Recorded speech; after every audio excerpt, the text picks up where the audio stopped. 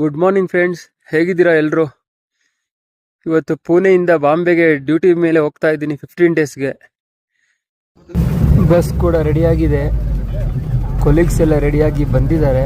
ಎಲ್ಲರೂ 6 months family ಬಿಟ್ಟು ಇರಬೇಕು. ಇವಾಗ ನಮಗೆ ಡ್ಯೂಟಿ ಅಂತ ಬಂದರೆ ಏನು ಟೈಮಿಂಗ್ಸ್ ಇರಲ್ಲ.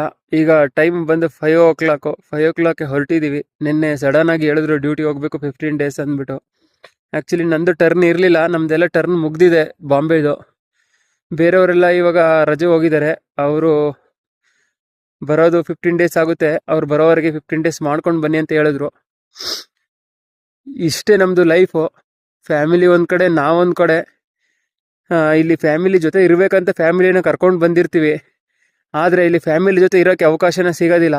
ನಾವು ರಜೆ ತಗೋತೀವಲ್ಲ ಅಷ್ಟೇ ಮಾತ್ರ ಫ್ಯಾಮಿಲಿ ಜೊತೆ ಇರೋಕ್ಕಾಗೋದು.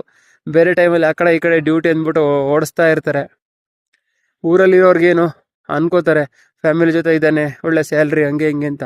ನಮ್ಮ ಕಷ್ಟ ನಮಗೆ ಮಾತ್ರ ಗೊತ್ತಾಗುತ್ತೆ, ನಮ್ಮ ಫ್ಯಾಮಿಲಿ, ನಮ್ಮ ಮಕ್ಕಳಿಗೆ ಮಾತ್ರ ಗೊತ್ತಾಗುತ್ತೆ. ಯಾರು ನಮ್ಮನ್ನ ಮಿಸ್ ಮಾಡ್ಕೋತಾರೆ ಅಂತ ಅವ್ರಿಗೆ ಮಾತ್ರ ಫೀಲ್ ಆಗುತ್ತೆ. ಓಕೆ, ನೆಕ್ಸ್ಟ್ ವ್ಲಾಗಲ್ಲಿ ಸಿಗೋಣ. By, take care.